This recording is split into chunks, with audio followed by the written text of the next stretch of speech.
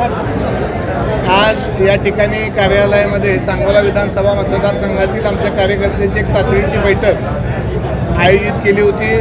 अगदी अचानकपणानं त्याच्या 3 प्रमुख कारणासाठी ही बैठक बोलवली होती की तालुक्यामध्ये या विजेच्या लपंडावामुळे कमी क्षमतेनं वीज मिळाल्यामुळं आणि बऱ्याच गावामध्ये विजेचा पुरवठाही सुरळीत होत नसल्यामुळं तालुक्यामध्ये एक संतापाची भावना निर्माण झालेली आहे. त्याचबरोबर प्रखर अशा उन्हाळ्यामुळं पाण्याची पातळी कमी झालेली आहे. त्यामुळे लोकांमध्ये पिण्याच्या पाण्याच्या संदर्भातली टंचाई मोठ्या प्रमाणात निर्माण झालेली आहे.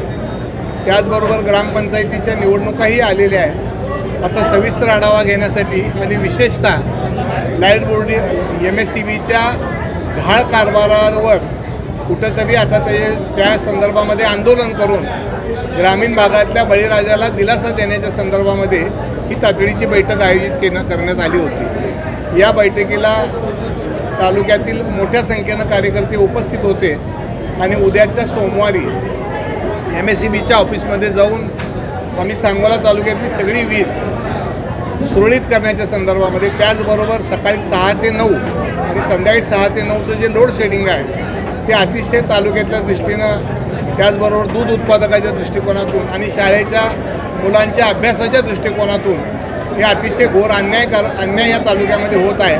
त्या संदर्भामध्ये सोमवारी एकदा आम्ही निवेदन देणार आहोत आणि 8 दिवसाची मुदत MSCBला देणार आहोत. त्यामध्ये त्यांनी जर दुरुस्ती नाही केली तर भविष्य काळामध्ये तीव्र आंदोलन करून सगळ्या MSCBच्या कार्यालयाला टाळा ठोकून त्यांच्यापुढं मोठ्या पद्धतीनं आंदोलन करून शेतकऱ्यांना या बाबतीमध्ये न्याय दिल्याशिवाय आम्ही गप बसणार नाही, अशा पद्धतीनं आजच्या मिटिंगमध्ये आमची भूमिका ठरलेली आहे. त्याचबरोबर ग्रामीण भागामध्ये जिथं जिथं पाण्याची टंचाई आहे, पिण्याच्या पाण्याची, त्या ठिकाणी जिथं जिथं अर्ज येतील त्या ठिकाणी 4 दिवसाच्या टँकर देण्याच्या बाबतीमध्ये आदरणीय तहसीलदार मॅडम, त्याचबरोबर BDO, इथं आमचे सभापती आहेत, त्या सगळ्यांनाच आता विनंती केलेली आहे. त्यामुळे जिथं जिथं पिण्याच्या पाण्याची टंचाई आहे तिथं तातडीनं टँकर देण्याच्या बाबतीमध्ये ही भूमिका घेण्याच्या बाबतीमध्ये भाग पाडलं जाईल, अशाही प्रकारे या निमित्तानं आम्ही ठरवलं.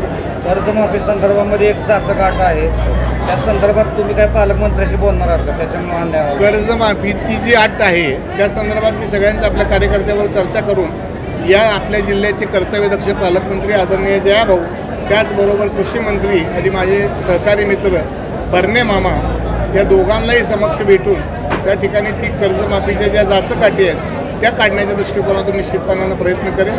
आणि त्यातही अडचण आली तर या सगळ्या मंत्री महोदयांना घेऊन माननीय मुख्यमंत्री आणि उपमुख्यमंत्री यांना निश्चितपणानं भेटेल की जेणेकरून आपल्या बळीराजाला न्याय मिळेल. काही कार्यकर्त्यांनी आता बोलताना तुमची राजकीय भूमिका लवकर स्पष्ट करावी, सगळ्याच कार्यकर्त्यांनी ती जी भावना मांडलेली आहे राजकारणाची दिशा ठरवण्याबाबतीत, ती लवकरात लवकर माझ्या राजकारणाची दिशा कार्यकर्त्यांच्या आग्रहानुसार आणि त्यांना ज्या पद्धतीनं पाहिजे त्यानुसार ठरवली जाईल, असा शब्द मी आज या सभेमध्ये दिलेला. मान नदीला पाणी आपण सोडलेलं आहे, तेव्हा काय कार्यवाही केली? मान नदीला शासनानं पाणी सोडलं होतं, पूर्ण क्षमतेनं पाणीही सुरू झालं. सांगोल्याच्या बंधाऱ्यामध्ये पोचल्यानंतर कोयना धरणच पूर्णपणानं आटलं. त्यामुळे टेंबू आणि म्हैसाळ ह्या दोन्ही योजना सध्या बंद आहेत. त्यामध्ये शासनाचं कुठल्याही प्रकारची अडचण नाही. कोयना धरणच पूर्णपणानं आटल्यामुळं धरणातच पाणी नाही, त्यामुळे नदीत सोडायची परिस्थिती आमच्या लक्षात येण्यासारखी आहे. त्यामुळे पाऊस पडेपर्यंत थांबावं लागणार. धन्यवाद.